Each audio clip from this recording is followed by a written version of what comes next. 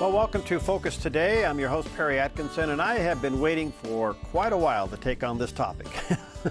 I happened to be watching the television live the day that our good buddy, Mr. Bill O'Reilly, said that Christianity was a philosophy. I about crawled through the television set and choked him. But anyway, I am so delighted today to talk to Todd Friel. He's the host of the nationally syndicated Wretched TV and Wretched Radio program, and his daily 2-hour program is syndicated on over 200 affiliates, and he's the author of quite a few articles and things. And Todd, I am so grateful that you took this on. Were you watching it when it happened? Oh, I'm so glad you noticed. It doesn't seem really that anybody did. I, like you, was ready to go, Bill, stop looking out for me. Stop it. We don't need that kind of help. I just thought, what in the world are you thinking? Then he made it worse to go on and talk about, no, Christianity is this denomination, that denomination. I mean, he just seemed to auger on in, and I'm thinking, no, wait a minute, aren't you a good Catholic boy? What are you doing here? Yeah, you know, I'll tell you, he just kept going deeper and deeper. He refused to give up his position. Yeah. Perry, I don't know if you recall the victory that a King Pyrrhus had in 280 BC against the Romans. And ever since then, we've been calling a victory where you win the battle, but you're so decimated in the process, you end up losing the war. It's called a Pyrrhic victory. I think that's what Bill would actually accomplish for us, a Pyrrhic victory. You know, to his credit, and as we say down here in the South, bless his heart, he's trying to defend Christmas as a nationally recognized holiday, and I appreciate that. But when you so give away the truth behind our religion, you've got a Pyrrhic victory, and I would prefer that he goes about the business of maybe protecting other people in this instance, but not Christianity, because Christianity is not a philosophy. It is hands down a religion, because as you rightly stated earlier, Perry, in order for Christianity to be a philosophy, Jesus would have to be a philosopher, and he never claimed to be a philosopher, man wisdom, trying to pursue truth. He claimed he is the truth. He never pursued it. He is the truth. So thanks, Bill, but no thanks. Well, you know what's so interesting? I don't see Bill doing a retraction. I just don't know if his personality or his ego is going to allow it to happen. So as he gets criticized on this, he could just make it worse. No, you know, because I'm a Christian, I watch Fox News. That's how it works. You know, you get born again. You vote Republican. You watch Fox News. I admit it. And I was watching Bill, and as the weeks went by, he continued, in even one of his talking points memo, to claim that Christianity is a philosophy for people like Thomas Jefferson. They can simply use it as a philosophy, but if you want to be a denomination and use it as a religion, you can. Now, it kind of smacks of postmodernism, but if I said to Bill O'Reilly, well, Bill, I think your program is a sports show, he'd go, well, no, it's not. It's a news program. And no, to me, Bill, it's a sports program. He'd say, well, I think you're a little dingy. And the same thing is true with Christianity.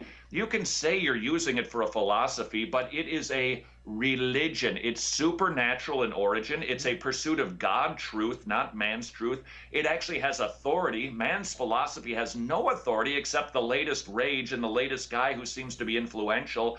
With Christianity, God stands behind his word. Supernaturalism is not a part of human philosophy, but it sure is a part of Christian religion. Right. And this might be the big one, Perry. I mean, there's a lot of big ones here. But philosophy doesn't offer forgiveness of sins and everlasting life. Right. Christianity does. Well, you know, let's bring this back into somewhat of our industry perspective. He is certainly the most watched anchor guy, if you want to call him, or host on television. The numbers are staggering. Now, has he succumbed to political correctness pressure? Is he subordinated to that? I mean, why would a guy who claims to be a Christian by his Catholic faith, why would he subordinate to a statement like this? Well, you know, I think he was maybe thinking himself to be wise, but ultimately ended up looking pretty foolish. He had David Silverman on, who is an atheist, who is a very articulate spokesperson. And I got to tell you something, Perry, it pains me when I'm kind of cheering for the atheist in the debate over whether or not. So he was trying to defend Christmas by removing it from the realm of religion and stating, hey, look, if you'd want it to be Frosty the Snowman or a philosophy, no harm, no foul. Well, I think we can defend our Christmas holiday really easily. Look, the Capitol said it's a national holiday. If you want to get that retracted, so be it. But we can't remove, if you will, the guts from our religion. I mean, Perry, think of this. If Jesus really were a philosopher, that's what he was, a philosopher. You name a philosopher who also claimed to be God, who wasn't relegated into the history books as being a kook. Yeah. You won't find it. I mean, it would be crazy if a philosopher named Jesus claimed to be God and wasn't. So to simply call him a philosopher when he claimed to be God, a little bit of a demotion, I think. Well, you know, the other thing that's so interesting to me about this, Todd, you would think that this would have brought Christians out of their chairs and in response to him. I mean, if we don't speak back on him, he's getting away with this.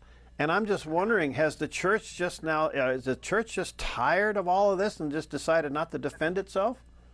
Well, Perry, you and I have been following some of this stuff for a long time, and you'll recall this goes back really decades. I would even say to the 1930s, maybe before, kind of a changing of an understanding of St. Nicholas into Santa Claus. Coca-Cola created that holly jolly fellow. Right. And Christians have been kind of complaining. I think, though, Perry, we're actually seeing a turning point here. Christianity, we have allowed people to so redefine what Christmas is and what our faith is. We actually look like Neanderthals to say, no, no, no. Long lay the world in sin and error pining. It's about Jesus coming to rescue us, to forgive us of our sins. He wasn't like a beauty pageant contestant who was hoping for world peace. We've let people redefine our religion and our holiday to the point where, quite honestly, I'm not sure that we can get the right definition back into society's mind. Wow, that's quite a statement. On the other hand, Todd, with the national tragedy that we had in Newtown, isn't it interesting that the first place people run to is to God? Yeah, that's, you know, I have to confess, Perry, I was quite disappointed in a lot of evangelicals when asked the question about Newtown, what was going on? And their answer was, I don't know. Now, we've got to be clear. I cannot tell anybody specifically why God was doing this in their life. That's up to the individual. But we Christians can proclaim generally, here is what God is doing in the world. This is why things like this happen. Now, you as an individual should figure out why God was allowing this tragedy into your life. But there's absolutely a theological response that we can give that ultimately brings comfort. So once again, I think Christians, as I think you're pointing out, instead of being quiet, we need to be more vocal on these issues because we've got the answers. Well, let's just take O'Reilly's statement along with what you seem to be tracking, and that is, let's face it, Todd, most of the stuff that's on the television channel or at the movie house today is either sex or violence, and we wonder why we have these things going on. Where is the Christian salt and light in this cultural battle? Hey, I've got a new bumper sticker for you. Okay. Let's stop Hollywood's war on children. Wow. How's about that? We had a war on women, I guess, so I'm told. Yeah. We had a war on women because we didn't want to buy contraception. In the meantime, in the Far East or in the Middle East, you've got women who are being set on fire by their husbands, but we ignore that. So if there's going to be a war, how's about the war on children?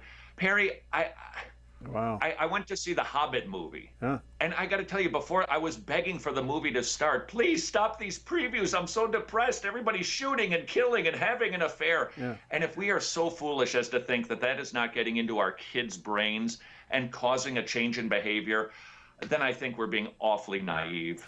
Do you think there's an opening in mass media for Christians to defend their faith?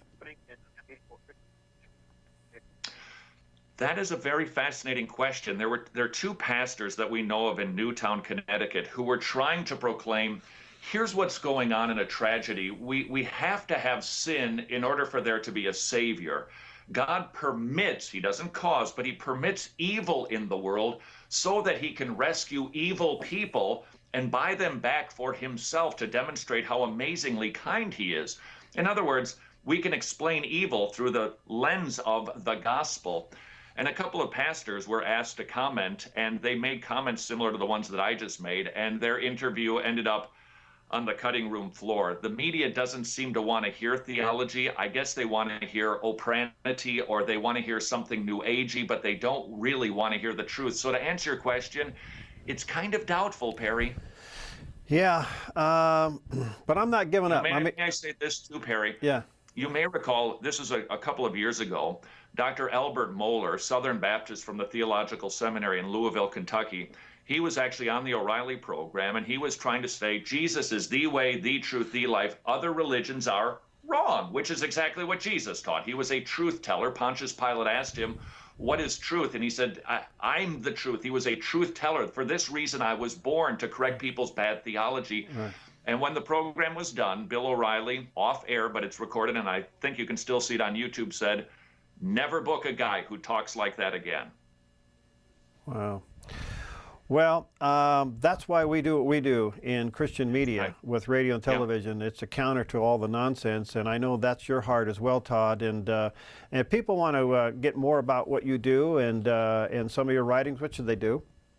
You can find our website. We are at wretched.tv, as in wretched man I am. Yeah. Wretched.tv, wretchedradio.com. Google the word wretched, and you'll probably find us, or a really bad rock and roll band. Same name. We should have researched that first. Hey, I'm going to have you back off, and I love talking to you. Thank you, and Happy New Year to you, buddy. Please don't say that. I don't believe in calendars, and you have offended me deeply, so please. Oh, I'm sorry. I'm sorry. Merry Christmas and Happy New Year, Perry. Okay, see you, pal.